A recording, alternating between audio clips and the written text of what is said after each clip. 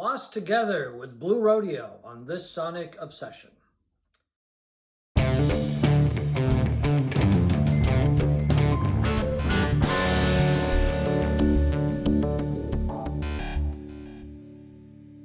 Hello folks, I'm John Whidden. Right over there beside me is Steve McLeod. And today we're going to talk about a documentary that we both really enjoyed. We just both watched it.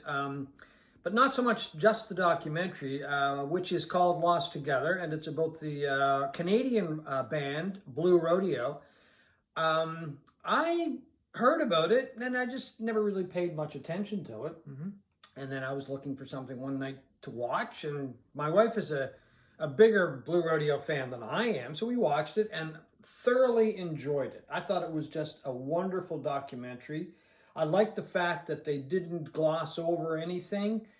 They talked about their differences over the years. They talked about what brought them together, what keeps them together. They talked about their personal lives. They talked about the music.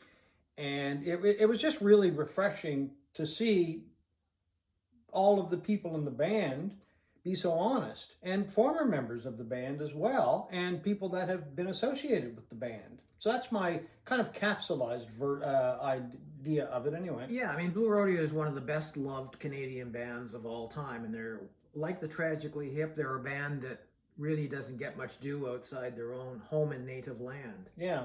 And it's too bad because both of those bands, the Hip and Blue Rodeo, should have been big in the United States, but for who knows why things work and other things don't.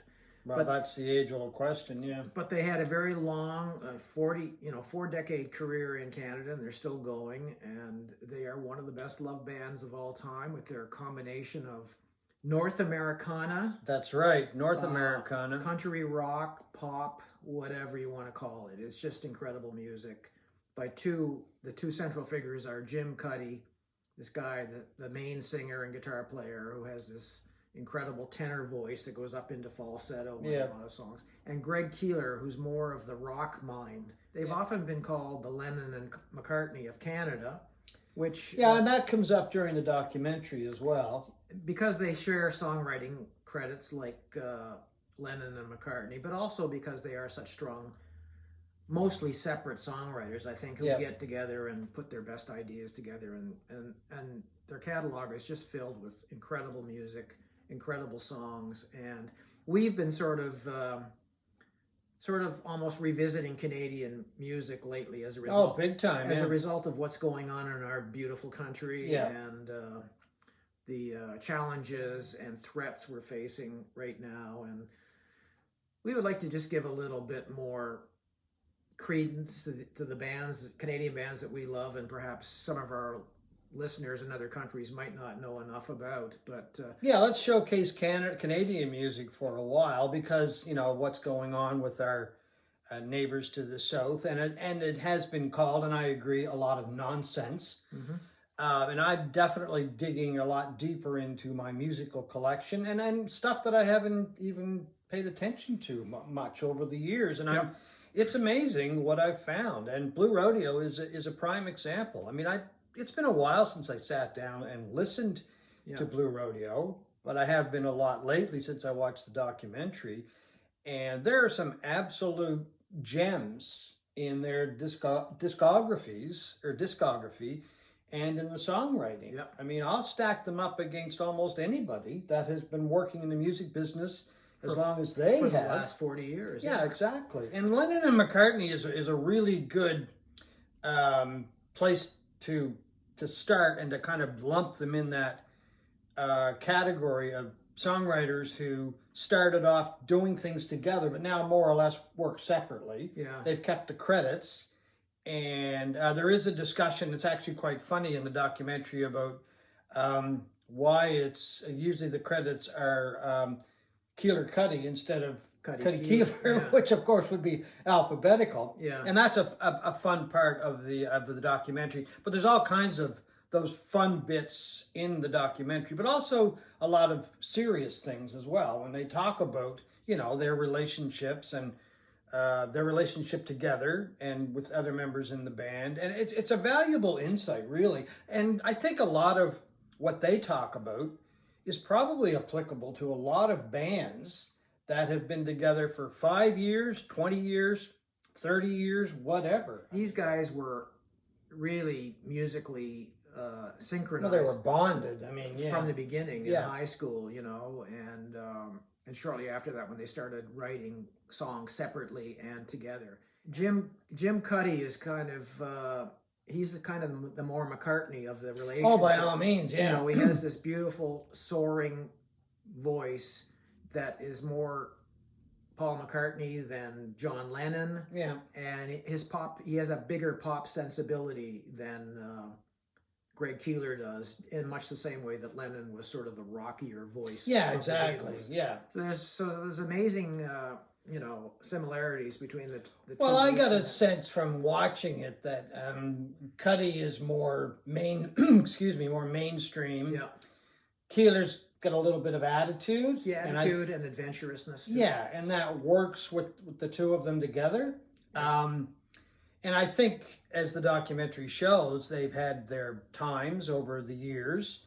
And they talk about when, well, they thought that the band was broken up because Keeler just kind of disappeared at one point. Well, he had hearing problems. Yeah. He suffered from Well, tinnitus or tinnitus or whatever that was making it almost impossible for him to even perform live. And they had to do all of these things by muffling the sound around him and working the sound more through the board than on stage in order for him to continue performing. And they're still going today, but he really struggled with severe headaches. And Well, there was a time they also thought that, well, Cuddy thought that Keeler had left. yeah, Short-lived, came back, and of course just kept recording. And then, of course, they did bring in another guitar player because Keeler can't play electric guitar. Yeah. So they brought in, I think it was at the time they brought in Colin Cripps, yeah, who's a fantastic, he's a fantastic guitar player. And then they've just kept going. And I mean, we're the winners because they just keep putting out really good music. Well, we should show you some of his albums. Mostly everything I have is on CD, them being an 80s band. They began in 1984 in Toronto. Yeah. And their first album, After spending some time in New York, Yeah. both of them, and they went back to Toronto. their first studio album in 1987 was Outskirts, which it's funny that they didn't make it in the States because this album was reviewed, one of the few Blue Rodeo albums that was reviewed by Rolling Stone magazine. And they famously wrote, the first line of the review of this album was, "The best new band in America That's right. Yes. Excuse me. I remember that. may Yeah. well be Canadian." Yeah. And it was a glowing review that you would think would trigger something in the United States. And they appeared on the Tonight Show on a later album and things like that, but they never made it. And I don't understand why they never made it. I mean, the songwriting is so good. So that was Outskirts in 1987. Then it was Diamond Mind in 1989, which I love this album. When my wife and I got married that same year in 89, I took this with one of the earliest versions of a portable disc player down there, and I played this on the beach in Antigua time and time again. More of a rockier album. Yeah, I but think. I was listening to it actually just today, and it's still a great album. Still sounds really good. And Casino was their third album, which is more radio friendly, I guess, than some of the other albums. It was produced by Pete Anderson, who did Dwight Yoakam. Dwight Yoakam and that. So, and he was really pushing the band to have everything on this album that could be played on the radio. Well, we should mention with Blue Rodeo, I think it was, Blue Rodeo that Malcolm Byrne produced. That's the Diamond Mine, not Or what did I say? Anyway, Rodeo. it's a Diamond Mine, of course, and it was produced by Malcolm Byrne, who's done a lot of work with Daniel Lanois, and he has done a lot of work with Emmylou Harris. Yep. Fantastic producer. So anyway, I'm sorry to butt in. That's okay. Lost Together, which came out in 1992. Just they've done a lot of albums. This I think is their best. 5 Days in July, which was 1993, I think. And it was recorded at Great. I was going to throw the vinyl. Yeah. This was recorded in 93. It was recorded with a mobile recording studio at Greg Keeler's farm, and it has a very much a more Americana, Canadian, North Americana. feel than maybe their other albums. Yeah, I mean, It's more acoustic, I guess. Yeah, it kind of reminds me of the whole setup. Reminded me of the band and recording at Big Pink. Yeah. And Sarah McLachlan is on that album as well. Colin Linden, I believe, is on that album. Yep. Another fantastic guitar player. So they've surrounded themselves with other very talented musicians as well along the way. Yeah. Tremolo, which is another one. Blue Rodeo, what's this one called? This one, I'm not as familiar with their Palace of Gold as their later stuff. And this was the last one I have, In Our Nature. Anyway, just an incredible body of work that if you want to try Blue Rodeo, and you stream, obviously get a playlist. Well, there was a Greatest Hits just came out too recently, within the last couple of weeks, I believe, Volume 2. So they've got 2 Greatest Hits packages out now, of course. I would suggest picking up one or both of them, because that really gives you a really good taste of what Blue Rodeo sounds like. And as I say, all the hits are there, all the well-loved songs are there. But yeah, they are a group that really has a very devoted following. My wife was telling me they still draw big crowds at live shows. Yeah, my wife was telling me when she was younger, they would go to her and a friend of hers would always go to the Misty Moon when they were in town. The band was in town. And like they were there every show that they could possibly go to. And in order to afford the cover charge to get in the Moon, she would eat canned corn for a few days or something like that. And then I told her, well, I used to eat craft dinner. So anyway, the sacrifices we made for music and live music. Yeah, they were, they made regular appearances in Halifax where we are.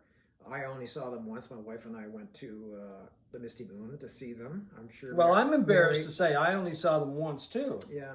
But they regularly come and play the Metro Center, which is a 10,000 seat stadium, and they do very well across the country to this day.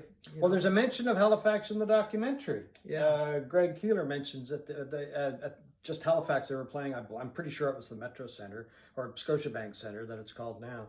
But anyway, and they were very devoted. A lot of people still devoted. I can guarantee you the next time they play here in town or nearby, I'm going to go see them, because my interest has really been just kind of, it's come to life again, and basically because of the documentary, which got me listening to the music, which I'm saying, why haven't I been listening to more of this over the years? I know. It's just incredible songwriting and music. Well, that's the key. It's incredible songwriting and incredible musicians who just gel together. The band has grown over the years. It started off with 4 people. Now there's a number of people in the band, just to give it a much bigger sound, and the fact that Cripps was brought in to play electric guitar. Yeah, the constants have always been Cuddy and Keeler and Basil Donovan, who has been the bass player for the band from day one. Yeah. And continues to be. Who happened to have been born in Halifax. Was he? Basil Donovan was born in Halifax and left as a baby and grew up in Toronto. Greg Keeler was actually born in Inverness, which is on Cape Breton Island. Really? But he was adopted and moved to Montreal and then to Toronto. So there's a real Atlantic connection there as well. On July 1st, 2023, Rolling Stone magazine put out its top acts from Canada list, top 50. And surprisingly, in my mind, a travesty of justice. Blue Rodeo was not on it. Oh, well, that's Rolling Stone in what year? 2023. Yeah, well, Rolling Stone of 2023 is not the same Rolling Stone that you and I grew up with. I know that. But, but at the same time, they were the ones that really gave a glowing review to their very first album. Well, that's a long time ago, though. Yeah. So anyway. And so for 40 years, they've been making incredible music. And continue to make incredible music. So anyway, folks, that is our nod off to, not nod off, but our nod to. We hope watchers are not nodding off. We definitely hope you don't nod off, but that's our nod to one of the finest bands in the world who just happened to be Canadian, Blue Rodeo. So thank you for watching this Sonic Obsession.